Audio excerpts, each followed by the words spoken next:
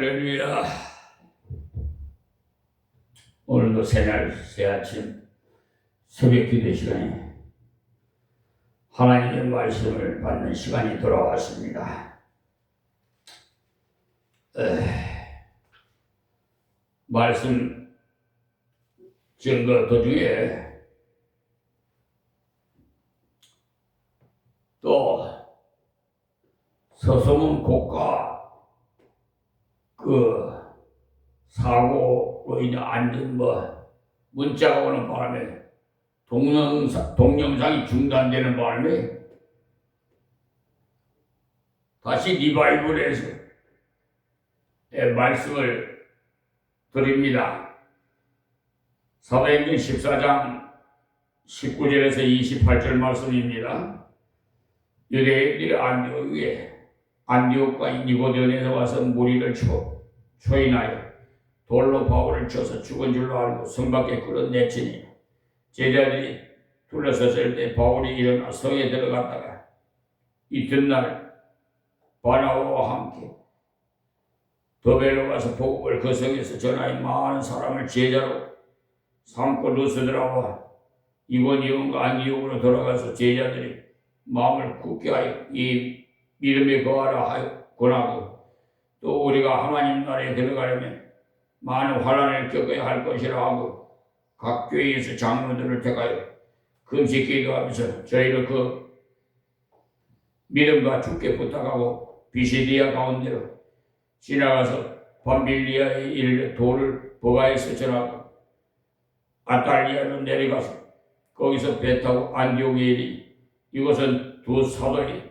이런 그 일을 위하여 전에 하나님의 은혜에 부탁하던 것이 이르러 교회를 모아서 하나님이 함께 해가신 모든 일과 이방인들에게 반응의 그 문을 여신 것을 고하고 제자들과 함께 오래 있으니라. 아멘. 19절에서 28절 말씀을 루스드라에서 당한 그 바울의 고난으로서 바울 사도의 그 생애 중에 가장 어려운 때의 일입니다. 바울 사도가 자기 고생 목록을 기록할 때도 이때의 일을 가장 어려운 일이었다고 기록하고 있어요. 고린도후서 11장 23절에서 28절 말씀입니다. 돌모더기 속에 들어가 완전히 죽은 줄 알았는데 하나님의 권능으로 다시 살아서 복음을 전개했으니 말입니다. 우리 이성적으로 생각해보면 성경에 기록된 것을 읽어보면 여러분 이성적으로 도대체 이해가 안 되는 것이 많지요. 예수님이 무리로 걸어갔다는 이렇게 남에서부터 안전뱅이도 그냥 예수 이름으로 명하는 일어나라 함께 그냥 벌떡 일어나기만 하는 게 아니라 그것도 뛰고 할 정도니까 이걸 보면 그러나 신신학자들은 그걸 그렇게 볼 일 안 해요. 그런데 하나님의 말씀은요 66권에 있는 기록된 말씀입니다. 1.1획도 안 이루어진 말씀이 없습니다. 그러니까 100% 믿고 100% 순종하고 100% 충성해야 돼요. 그러므로 오늘 말씀이 환난 중에서도 증거하라고 이 핵심 키포인트를 말씀을 드리는데 지난 시간에도 말씀드렸습니다만 성도가 만나는 환난은 두 가지 종류가 있어요. 하나님께서 우리 성도에게 허용하시는 환난은 하나는 채찍으로 주신 환난으로서 우리가 하나님 말씀을 순종하지 않을 때 하나님 말씀을 대적할 때 환난이 있고요. 이 환난은 자기가 잘못한 그 장소에 환난이 생겨요. 그러니까 물질 문제에 잘못되면 물질 문제, 채찍을 때려. 또 육체를 잘못 쓰면 마음대로 막 나쁜 짓거리 하고 하면 그 육체에 병이 들게 하신다든지 해서 채찍을 때려. 왜냐하면 깨달으라고. 채찍은 깨달으라고 때리시는 것이기 때문에 자기가 어느 부분에 고장이 나는 것을 깨닫게 돼. 그때 즉시 회개하면 그 환난을 하나님께서 제거해 주시고, 그러니까 우리에게 환난이 있을 때는 이 환난이 왜 왔는지 그 환난의 근본 성격을 알아야 돼. 그 다음에 한 가지로 환난은 연단을 하시기 위한 환난이, 우리 성도가 유능한 일꾼이 되려면 연단 교제, 연단의 원래 뜻은 훈련입니다. 훈련을 위해서 하나님께서 환난을 허용하시는 겁니다. 저 논산 훈련소에서 그 신병 교육대가 세상에 생활하다가 머리 빡빡 깎고 신병 교육대에 들어가서 교육을 6주 받으면 하여튼 정신 하나도 없어요. 그래서 진짜 살아있는 군대 갔다 와야 돼요. 군대 갔다 온 사람이 진짜 살아요. 얼마나 훈련이 연단을 강하게 시키는지 압니다. 저는 그래서 103부로가 보충대에서 이사단으로 백전을 재서 또 이사단 그 구호가 산악이 3보 이상 뛰고 유교 훈련이 막 밥 먹듯이 훈련이, 그러다가 줄에서 떨어져서 죽을 뻔했는데도 하나님께서 또 살려주셨어요. 10대 때도 저 도봉산에 가서 등산 갔다가 미끄러져가지고 절벽에 떨어져서 죽을 뻔했는데 그 바위에 틈새에 손가락만한 소나무 그릇 하나 잡혀가지고 구사일생으로 정말 살았어요. 또 이 질병으로, 갖가지 질병으로 심장 그 동맥 80%가 막혀가지고 협심증으로 제 가슴에 스텐캡슐 꼽혀 있어요. 그 애도 갖가지 죽을 고비가 많았어요. 그러나 사명이 끝나지 않은 사람은 하나님이 부르지 않아요.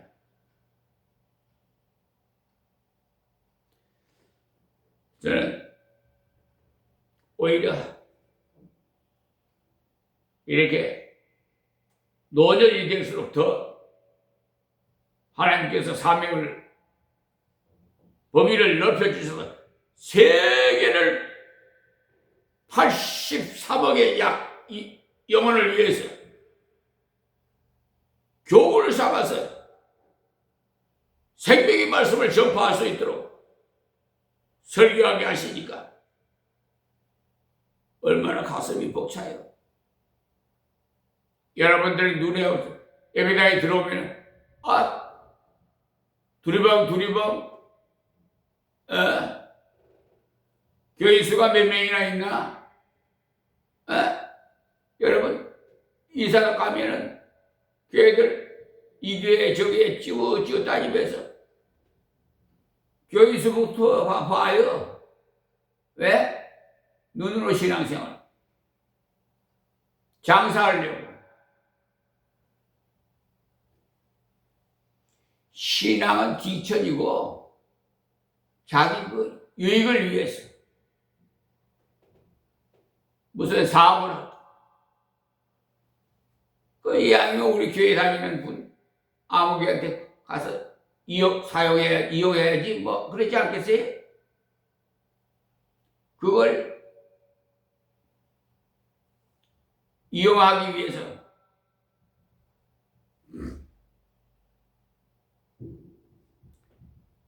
요즘은요 시대가 많이 변진해서 주님이 오실 날이 정말 오신다는 날이 가깝다 하니까 뭐 이제 그 소리 수천 수만 번 많이 들었기 때문에 이제 면역이 됐다고 그러나 그냥 관심 바뀔 거예요. 그럴 때 도적같이 오신다 그랬어요. 방심하고 있을 때, 여러분 성경에 10처녀 비유 있죠? 기름 준비한 5처녀, 기름 준비하지 못한 5처녀. 신랑 대신 예수님 명령하는데, 아니 기름도 준비도 안 하고 신랑 명령을 해요. 모든 것이 준비된 자에게 하나님께서 담아주시지, 준비되지 않은 자는 다 헛것입니다. 그러므로서 이 성도들에게 오는 환난은요, 자기의 그 잘못에 의해서 오는 환난, 두 번째는 연단하기 위해서 오는 환난. 야고보서 1장 2절부터 보시면요, 내 형제들 너희가 여러 가지 시험을 만나거든 온전히 기쁘게 여기라. 이는 너희 믿음이 실력이 인내를 만들어내는 줄 너희가 아니라. 인내를 온전히 이루라. 이는 너희를 온전하고 구비하여 조금 더 부족함이 없게 하려 함이라고 하셨습니다. 여러 가지 시험이 바로 하나님 말씀대로 살아가는데, 주님의 뜻대로 살아가는데 여러 가지 환난이 있다면 온전히 기쁘게 여기라는 것. 그 이유는 나로 하여금 더 유능한 인재로 키우기 위해서, 담대한 일꾼을 만들기 위해서라는 사실입니다. 그 시련을 통해서 믿음이 점점 더 단련되기 때문에, 그리고 그런 고난이 있을 경우는 인내하면서 역사해야 됩니다. 환난 중에도 참고 일해야 된다는 것. 그렇게 할 때 하나님께서 온전히 구비해서 조금도 부족함이 없도록 능력도 주시고 시험도 주시고 놀라운 하나님 은혜를 경험하게 하십니다. 오늘 나온 말씀이 사건이 바로 그와 같은 연단으로 온 역경에 대한 겁니다.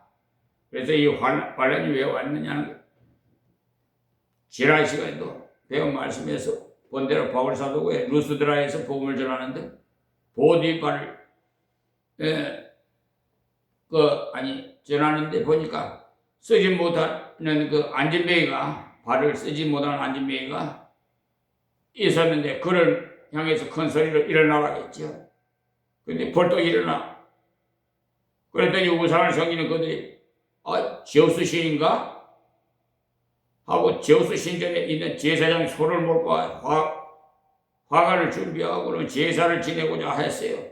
그때 만약에 바울과 바나바가 권위를 세우고 그들에게 겁을 좀 주고자 했다면 그들 앞에서 버티고 서 있었을 것이고 그들이 절을 했을 겁니다. 그때 하고 한마디를 했다면 그들을 지배하는 데 많은 도움이 됐을 거예요. 그러나 바울은 그들이 그러한 행동을 보고 옷을 찢었어요. 우리도 당신들과 똑같은 사람이다. 너희들이 하는 이런 짓을 못하게 하고자 너희에게 복음의 소식을 전한 것이다. 이렇게 가르쳐 주었기 때문에 환난이 왔어요. 만약에 그때 자기를 신격화 해서 너희들이 나를 잘못 건드리면 큰일 난다. 이렇게 나왔다면 부딪히지 않았을 텐데, 바울과 바나바가 이런 환난을 당한 이유는 하나님 말씀을 순수하게 전하다가 당한 것. 자기들의 인기를 의식한 것이 아니라 자기들의 신격화하지 않고 자기들에게 초인적인 능력이 있는 양 보이지 않는 똑같은 인생인데 하나님 복음을 바르게 전하고자 너에게 온 것이다. 순수한 복음을 전하다가 이렇게 되겠어요. 지금도 그렇습니다. 교육자가 약간 신격화돼서 사제주의로 흘러가면 사람들이 좀 겁을 내요. 뒤에 종을 잘못 건드리면 알아봤지? 그런 식으로 가르치면 사람들이 상당히 겁을 내요. 그러나 바울 사도는 그런 것이 아니에요. 사람들의 마음이 자기에게 항해하지 못하도록 했어요. 자기는 아무것도 아니라고 해요. 바울은 분명히 자기는 아무것도 아니라고 했어요. 10년이나 물전인이나 아무것도 아니라고 했어요. 오직 자라나게 하시는 이는 하나님이시라고 해요. 하나님께서 대단하신 분이시지 물주는 이나 씹는 자가 대단한 것이 아니라고 고린도전서 3장 5절에서 8절에도 말씀하셨어요. 이거에서 바울 사도가 환난을 당한 이유는 다른 것이 아닙니다. 이때 얼마든지 대접받을 수 있고 칭찬받을 수도 있고 우리도 성경대로 합당하게 전하고 성경대로 살려고 오히려 칭찬보다도 환난을 당할 때가 많을 거예요. 자기를 낮추기 때문에 바울이요 하나님 뜻대로 전하고 영광을 하나님께만 돌리고자 했기에 이런 어려움이 생깁니다. 본문 19절 말씀입니다. 유대인들이 안디옥과 여기는 비세디아 안디옥 교회입니다. 이곤이온에 와서 우리를 초인하여 돌로 바울을 쳐서 죽은 줄로 알고 성밖에 끌어내치니라.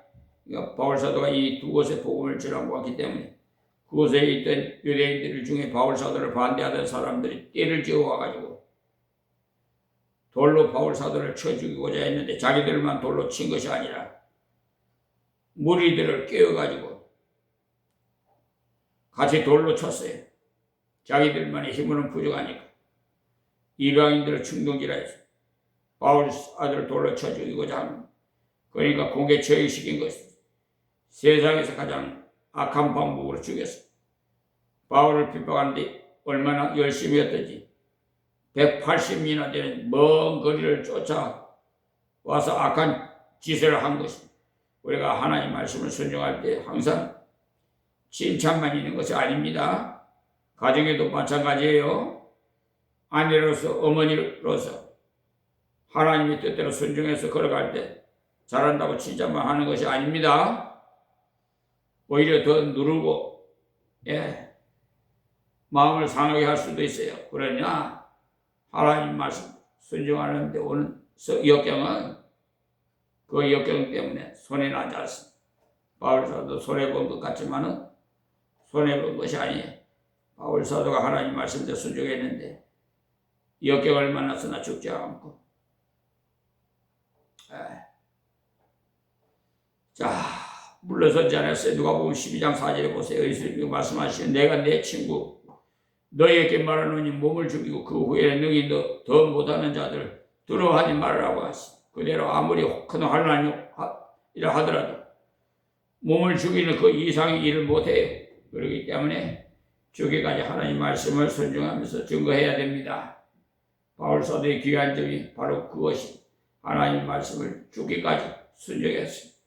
40일 때 거의 죽었어요.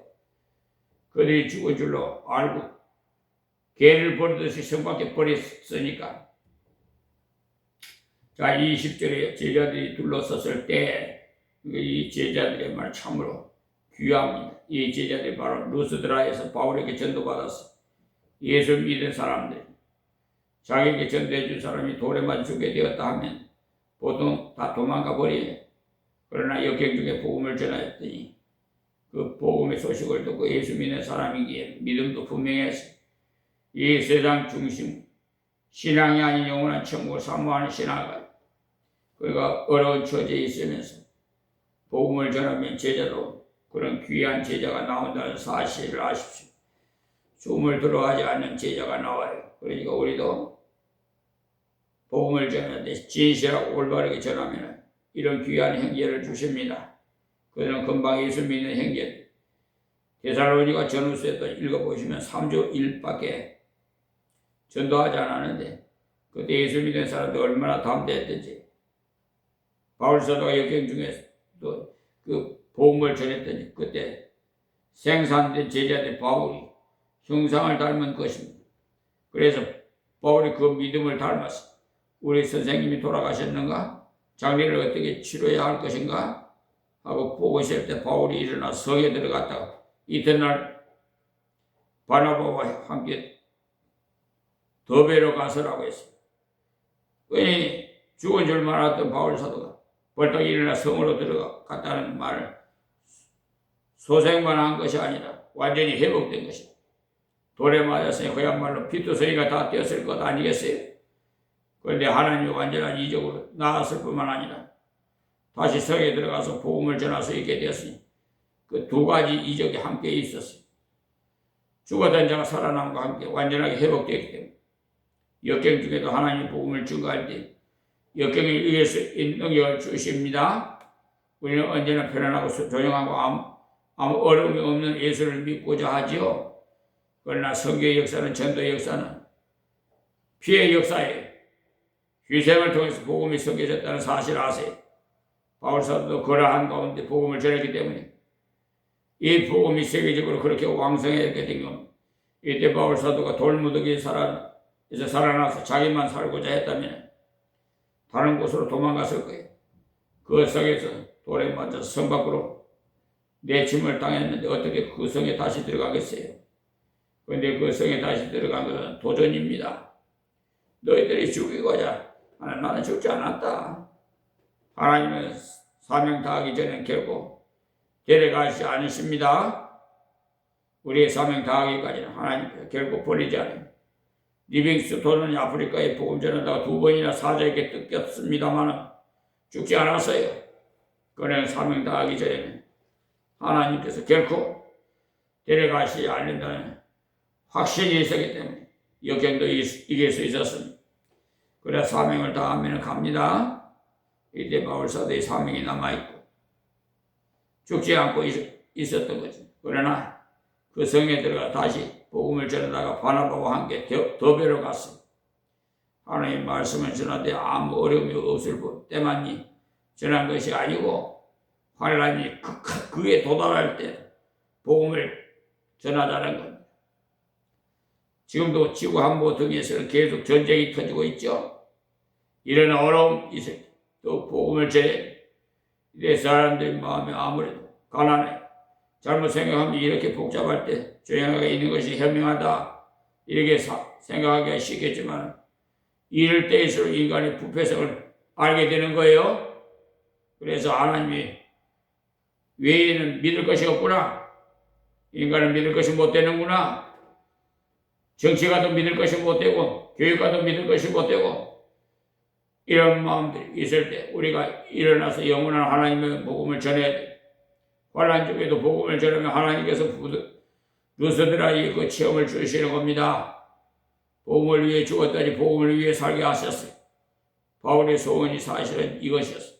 빌립보서 3장 10절에서 11절에 보시면 내가 그리스도와 함께 그 부활의 권능과 그 고난에 참여함을 알려하여 그의 죽으심을 본받아 어찌하든지 죽은 자 가운데서 부활에 이르게 하느니 내가 이미 얻었다 함도 아니오 온전히 이루었다 함도 아니라 오직 내가 그리스도 예수에 잡힌 바 된 그것을 잡으려고 쫓아가노라고 했어요.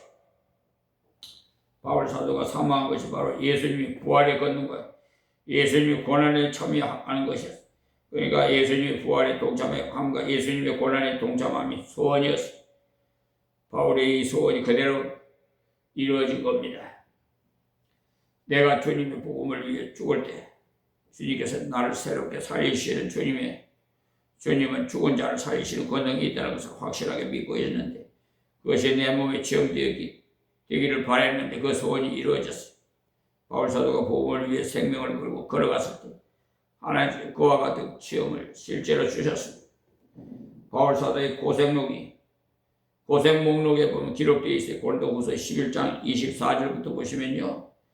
유대인들에게 40에 하나 감한 매를 5번 맞았으며 3번 대창으로 맞고 1번 돌로 맞고 3번 파선하는데 1주야를 기품에 지냈으며 11번 여행에 강의 위험과 강도의 위험과 동족의 위험과 이방인의 위험과 신의 위험과 광야의 위험과 바다의 위험과 거짓 행기 중에 위험을 당하고라고 했죠.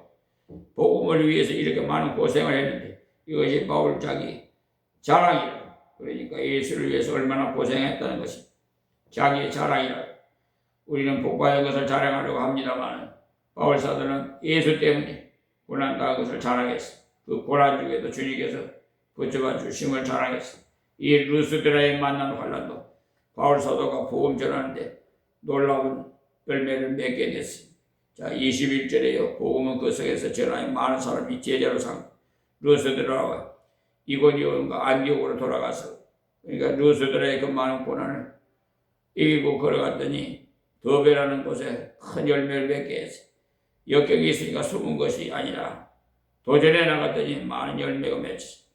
그러니 어려울 때 더욱 기도하고 나가서 복음을 위해서 더욱 역사할 때 하나님께서 우리가 생각지 않은 내 열매를 맺게 하십니다.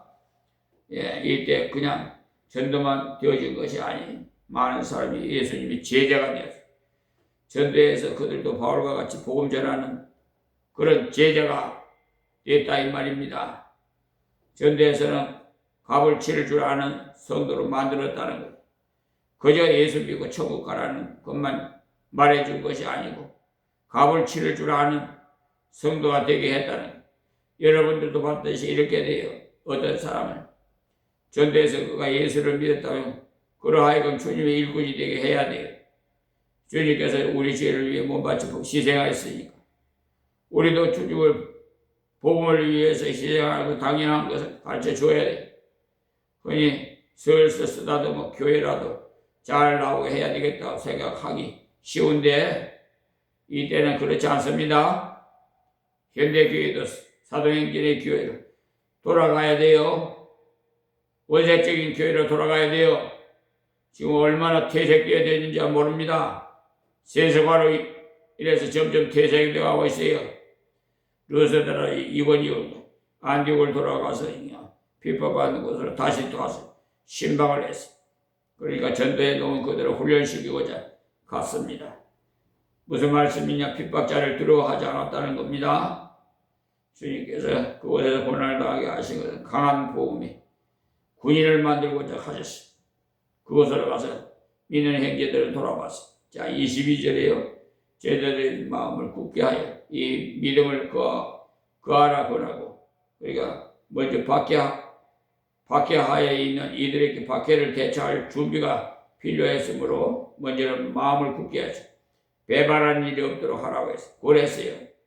십자가 주님을 배반하지 말고 굳게 믿을 것이지 사람을 믿지 말으라고.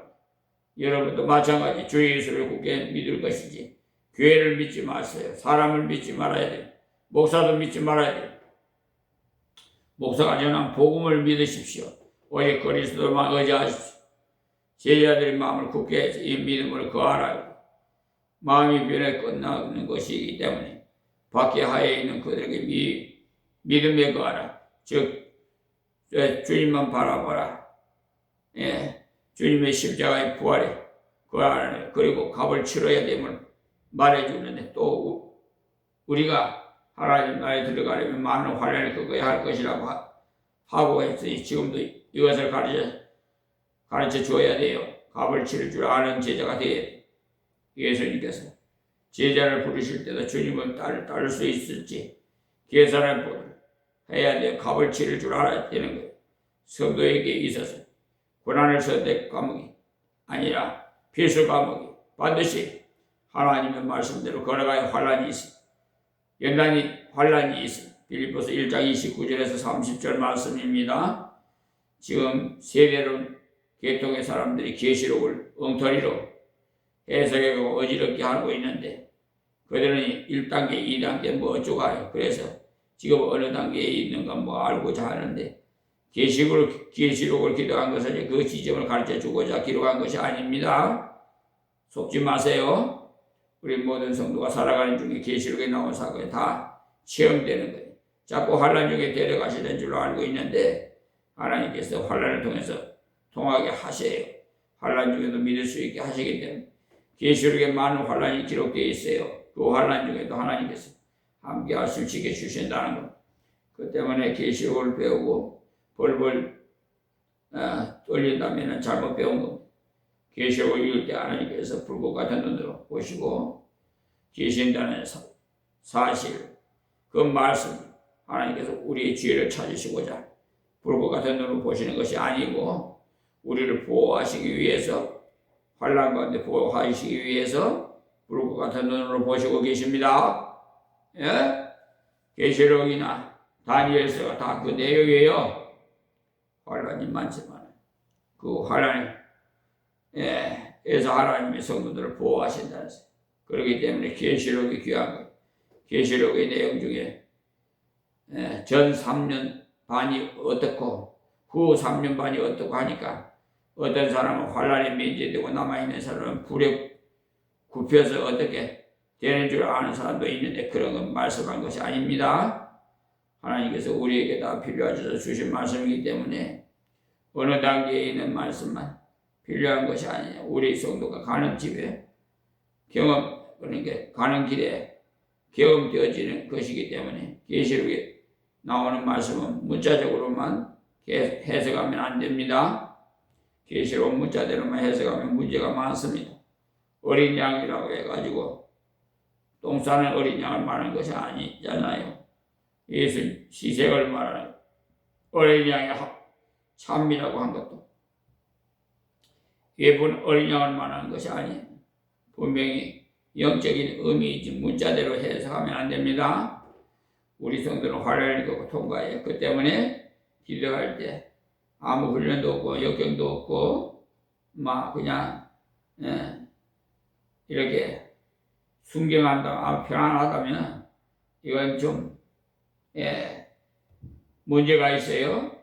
예수님께서 주님 가르치신 기도를 말씀하실 때도 시험이 없게 해달라고 하신 것이 아니고 시험에 들게 하지 마옵시며라고 하셨어요. 시험이 있으나 그 시험을 뚫고 나갈 수 있게 해달라는 기도를 해야 돼요. 주님이 제자라면 값을 치를 줄 알아요. 우리 성도는 다 주님이 십자가를 믿었기, 그 십자가의 은혜를 입었기에 전해야 돼. 근데 많은 사람들 십자가는 예수님이 지고 자기는 잘 살기만을 바라는 주님은 분명히 자기 십자가를 지고 따르라고 했는데 그 십자가를 벗어버리고 따르려고 해요. 주님이 십자가를 지고 따라갈 때 주님의 십자가에 경험할 뿐만 아니라 부활의 권능도 경험하게 하십니다. 십자가 없이 부활이 없듯이 주님을 위해 고난을 당함으로 인해 고난을 이길 수 있는 능력을 시험하면 됩니다. 다 23절에 각 교회에서 장로들을 택하여 금식 기도하며 저희를 그 믿음 바 주께 부탁하고 이 말씀은 지나온 곳을 쭉 돌아보면서 형제들에게 환난을 겪어야 함을 가르쳐주고 믿음이 확실한 사람을 택해서 장로로 세웠다는 겁니다. 장로는 교회를 지도하는 사람이요. 앞장선 사람이에요. 앞장선 사람은요, 환난을 두려워하지 않고 걸어갈 수 있는 사람이라야 하기 때문에 그런 사람을 각 교회에 택해서 세웠어요. 지금 어떤 교회에서는 장로를 세우지 않고 어쨌든지 혼자서 북치고 장구치고 다 하려고 하는데 잘못하고 있어요. 얘들이 예수 믿는 지 그리 오래되지 않았는데 얘들도 강한 군을 만들어 장로로 세웠어. 세우되 택하여 환난 가운데서 바르게 걸어갈 수 있는 환난 가운데서도 순종할 수 있는 그런 사람을 택해서 금식 기도를 했다는 거예요. 어떤 목사님이 주경하기를 이때는 금식 기도하면서 장로를 세웠는데 요사이는 배를 두드리면서 세우니 일이 안 된다라고 했는데 금식한 이유는 인간의 힘으로 감당할 수 없기 때문에 장로의 직분은요 인간의 힘으로 할 수 있는 거 아닙니다. 금식하는 건 자기를 부정하기 위해서 하는 거지. 밥 먹는 것은요 죄가 아니라 권리입니다. 이 권리까지 절제해가면서 기도했다는 거예요.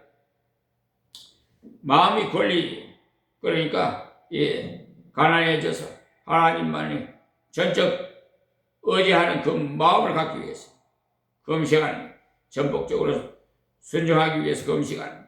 그런데 며칠을 금식했느냐고 사람들에게 드러내는 사람이 있는데 금식에 대해서 잘 모르고 있는 사람이, 어떤 사람이요 40일 금식을 3번이나 하고 어떤 거 하는데 그런 강사가 기도하는 인도하는 집회에 가지 마세요.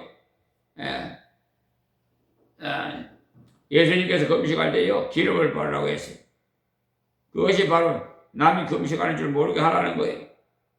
이때 왜 금식하느냐? 십자가의 예수, 고난의 예수를 따라가려면 고난에 동참해야 되기 때문에 이 장로님들 앞으로 교회를 위해서 봉사할 때 자기를 부정하면서 고난에 있어서도 그것이 견디며 나갈 수 있도록 하나님께서 은혜 주시기를 기도했어요. 앞에서 지도할 때도 칭찬만 있는 것이 아니에요. 쓸데없는 말도 많이 들어요. 그럴 때 내가 돈을 받기를 하나, 무엇 때문에 이렇게 윽박지르면서 교회 일을 한단 말인가 하니 욕만 먹고 교회 일을 한단 말이야 하는 생각이 들 수 있기 때문에 금식하면서 기도하는 거예요. 나를 쳐서 복종시키면 내가 없어져야 하므로 금식 기도해야 하는 겁니다. 나를 자꾸 세우면 안 돼요. 여러분이 전도할 때도 내가 붙잡아 준다는 생각이나 교회가 붙잡아 준다는 생각하지 말아요. 주님께서 그를 붙잡아 주시는지 그 사실을 그 사람께 가르쳐 줘야 돼. 무슨 일을 만나든지 주님께 직접 나가서 기도하도록. 예? 그렇게 해야지 돼. 어떤 분들은 저 한번 목사님 좀 기도해 주세요 하는데 왜 그러는? 물론 하면 목사님이 알아서 기도해 주지요. 그런데 첫째는 자기가 기도할 줄 알아야 돼요. 여러분이 자녀가 다른 곳으로 공부하고자 갈 때도 믿음과 주님께 부탁해야 되고, 군대에 보낼 때도 믿음과 주님께 부탁해야 되고, 학교 보낼 때도 믿음과 주님께 부탁해야 돼. 그래야 환난을 이겨나갈 수가 있어요. 이때도 환난 가운데서 교회를 지켜야 하니까 얼마나 어렵겠어요. 그런데도 믿음과 주님께 그들을 맡겼더니 그들의 교회를 잘 인도했어요. 자, 24절에요. 비시디아 가운데로 지나가서 밤빌리아에 이르러, 그러니까 이 비시디아는 안디옥에 있는 넓은 지역으로서 도 이름입니다. 그러니까 환난받았던 지역을 다시 한번 지나가면서 믿음의 굳게 서도록 가르쳤습니다. 그렇게 쭉 지나서 밤빌리아에 이르는데 이 밤빌리아에는 지난번부터 선교의 동역자인 마가가 집으로 돌아가 버렸어요. 전도를 갔다가 어려움이 생기자 그만 마가가 집으로 돌아가 버렸지요. 그래서 전도를 옳게 하지 못했으므로 다시 전도합니다. 밤빌리아도 역시 큰 지방이에요. 이 밤빌리아에서 마가가 어려움을 참지 못하고 돌아가 버렸으므로 바나바와 바울이 그 마음이 탁 풀려서 전도를 옳게 하지 못했으므로 다시 돌아가는 길에 전도를 한 거예요. 25절에요. 돌을 버가에서 전하고 아탈리아를 내려가서 그냥 가는 곳마다 그러니까 이 쓸듯이 전도를 했다는 건데 올 때도 전도하지 못한 곳은 갈 때도 전도하고 이렇게 열심히 어려운 역경 중에도 열심히 전했더니 하나님께서 많은 열매를 주셨습니다. 26절에요. 거기서 배 타고 안디옥에 이르 이곳은 두 사도의 그 일을 위해서 전에 하나님의 은혜에 부탁하던 곳이라. 이 안디옥이 바로 선교사를 파송받은 수리아 안디옥. 거기서 파송할 때 하나님 은혜에 부탁하던 곳이라. 이때 안디옥 교회에 선교사를 파송하기 위해서 돈을 많이 준비해 둔 것도 없었어요. 사도행전을 연구하는 중에 그때의 선교는요, 현대 선교와는 많이 달라요. 이때는요, 사람만 잘 키워 보냈습니다만 우리도 앞으로 이렇게 할 수 있다면 참으로 좋겠어요. 의사도 이렇게 그래서 국경 없는 의사가 지금 나가서 선교하고 있잖아요. 사도행전의 선교는요, 그러니까 현대와는 다른 것을 알 수가 있는데 사도행전의 그 선교는 주로 평신도 선교사에 같은 것이 지금으로 말하면 대학 교수로 가서 선교 활동을 한다면 월급 받아가면서 선교 활동을 할 수 있으니까 상당히 좋은 결과를 가져오지 않을까 생각이 듭니다만 이때 바울 사도가 보냄을 받은 때는 물질의 지원을 많이 받고 가는 것이야. 그것보다는 하나님께서 은혜를 주심으로 때를 따라 도우시는 은혜 가운데 선교를 잘 할 수 있도록 간절히 기도하고 보냈던 교회가 수리아 안디옥 교회입니다. 지금 우리가 전도자를 위해서 기도해 줄 때도 하나님의 은혜가 같이 해주기를 많이 기도해 주세요. 배후에서 물질의 도움을 줌으로써 잘 도와주는 것 참으로 좋은 일입니다만 하나님께서 직접적으로 제공함이 있다면 하나님 함께 하심이 은혜가 있다면 최고죠. 바울 사도가 그곳에 가서 전도할 때 하나님 그런 놀라운 은혜를 많이 주셔서 빌립보에 가서 복음을 전할 때 루아디아를 자기 집을 제공해 주면서 앞으로 이 지방을 떠날 때까지 있으면서 복음을 전하라고 했으니 방세 걱정 없고 하숙비 걱정이 없었으니까 얼마나 마음 편히 복음을 전할 수 있었습니까?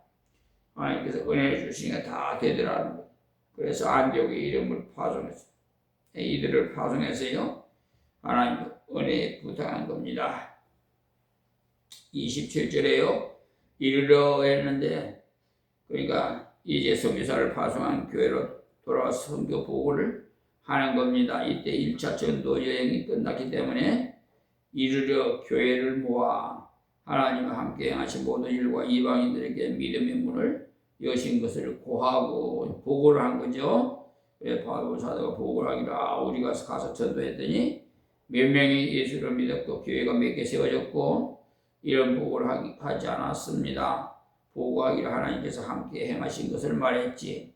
그래서 하나님께서 같이 하시니 이런 일들이 있더라는 것을, 이런 역경이 있었으니 하나님께서 함께 하시니까 이렇게 이겼다는 그런 하나님 함께 하신 간증을 했어요. 선교 보고가 그것입니다. 앞으로 우리 선교사님들도 오시면 그런 보고를 하도록 해야 돼요. 그리고 이방인들에게 믿음의 문이 열렸다고 했는데 이 말은요, 바로 하나님의 특별 간섭이 있었다는 말이에요. 유대인들이야 구약이라도 알고 있으니까 전도를 받는다고 하지만 이방인들이 뭐 생판 모르는데도 복음을 전하니까 믿더라는 거예요. 그러니까 그들의 마음문을 하나님께서 여셨다는 거죠. 그러니까 선교의 주체는 하나님이죠. 하나님과 함께 하시고 하나님 마음문을 열게 하시고 믿게 하시고 다 하나님이 하시고 우리는 하나님이 심정이 되어 가지고 봉사해요. 자, 28절입니다. 제자들과 함께 오래 있느니라. 지금으로 말하면 안식년이 돌아와서 교제하면서 재충전하는 성도의 교제를 합니다. 우리도 이 때문에 일주일 동안 직장에서나 가정에서나 전도를 해야 됩니다. 그렇게 하고 주일날 교회 와서 형제들과 같이 교제하고 새 힘을 얻고 능력을 받아서 일주일 동안 열심히 전도하고, 그것이 바로 헌신된 삶이에요. 일주일 와서 기도하고 말씀 배우고 또 나가서 복음을 전하고 하는 것이 바로 헌신된 삶이에요. 그러면서 오늘 새벽 말씀 드린 대로 우리도 환난 가운데서도 주님의 일을 하자는 겁니다. 환난 가운데서도 전도하자는 거예요. 그런데 이 돈을 많이 번 후에, 잘 되고 난 후에 이렇게 내다보면서 전도하고자 합니다. 그런 입장에서 전도하면은 그들이 부러워서 예수를 믿겠지 합니다. 그러나 그것은 십자가의 복음이 아니라 땅 위의 복음이, 우리가 가난하더라도 병들었더라도 고통 중에 있더라도 복음을 전해야 돼. 우리가 믿는 복음을 피 묻은 복음이기 때문에, 희생의 복음이기 때문에 환난 가운데서도 증거하되 그 환난을 분석해 봐야 돼. 그 환난이 채찍에 의한 것이라면 회개해야 돼. 그러나 그 환난이 말씀을 순종하는 이유로 온 것이라면 환난을 짊어지고 주님의 일을 해야 됩니다. 그런데 허니 이것을 벗겨주신다면 주님의 일을 하겠노라고 합니다마는 그렇게 기도할 것이 아니라 환난을 짊어지고 주님의 일을 할 수 있도록 기도하십시오. 그리고 이 역경을 뚫고 나가면서 주님이 일할 수 있도록 기도하시고, 주님은 우리의 그런 태도를 원하시고 값을 치르는 제자 되시기를 바랍니다. 그렇게 할 때 정말 환난을 이길 수 있는 제자를 생산할 수 있어요. 역경일 때도 주님의 일을 할 수 있어야, 주님의 일을 지속적으로 할 수 있는 것이지, 편안할 때만 일하고 역경일 때는 쉬어야 한다면 평야 같은 세상, 광야 같은 세상, 환난 많은 세상이라고 일할 수가 없어요. 늘 환난이 있으니 말이에요. 그러니까 환난 가운데서도 일하자는 거예요. 그렇게 일하면 하나님께서 환난 가운데서 일할 수 있는 체험을 주시고, 돌무더기에 일어날 수 있는 힘을 바울 사도에게 주셨잖아요. 그러니까 역경을 이길 수 있는 힘입니다. 환난을 겪어야 하리라고 하는 말씀, 처음 믿는 사람에게 하기 힘듭니다만은 바울 사도는 다 말해줬어. 너희들이 예수 믿고 구원을 받았으니 앞으로 가는 길에 어려움이 반드시 있을 것이니까 그 어려움을 이겨야 된다. 4절에 다 말해줬어. 우리도 마찬가지예요. 다 말해줘야 돼. 그래야 어려움이 있을 때 뒤로 물러가잖아요. 예수 안 믿는 사람, 예수 믿으면 가정에 없던 우환이 생기고 막 환란이 일어나거들라. 그럴 때는 하나님께서 더 형제를 사랑하시기 때문에 하나님께서 그걸 연단을 통해서 더 강하게 만들고 하나님께서 복을 주시려고 그런다고 이렇게 가르쳐 줘야 돼요. 환난과 역경 중에 일할 때 조직력이 필요해요. 그래서 장로를 세워서 혼자서 하는 것이 아니라 힘을 합쳐서 일해야지. 그래서 전도회를 만들어 전도하고 그러잖아요. 혼자 하는 것도 좋지만 회를 만들어서 일하면 서로 격려하고 붙잡아 주기 때문에 힘을 합해서 할 수 있어요. 약해질 때 서로 도와줄 수 있어요. 역경 중에도 지속해서 주님이 일하면 서로 붙잡아 주고 서로 기도해 주고 성교의 협력이 필요해요. 그리고 역경 중에도 전도하지 못한 곳을 일일이 찾아가면서도 다시 가서 전도한 것을 보았으니까 우리도 여건이 좋은 곳에서만 전도할 것이 아니라 여건이 좋지 못한 곳이라도 전도 한번 갔던 곳이라도 다시 가서 그래서 역경 중에도 복음을 전하려면 성도의 교제를 잘해야 돼요. 그래야 다시 나가서 복음을 전할 수 있지. 그러게 하나님께서 놀라운 열매를 주십니다. 인간이 생각할 수 없는 놀라운 열매를 주신다는 것을 기억하시고 우리들은 환경을 보지 마시고 복음을 전하세요. 그렇게 하나님께서 우리에게 놀라운 은혜의 열매를 주시니까 믿으시기 바랍니다. 하나님 고맙고 감사합니다. 주신 말씀 이 새벽에는 또 전했사오니 아버지 듣는 자들마다 하나님 말씀대로 100% 순종하게 하옵소서.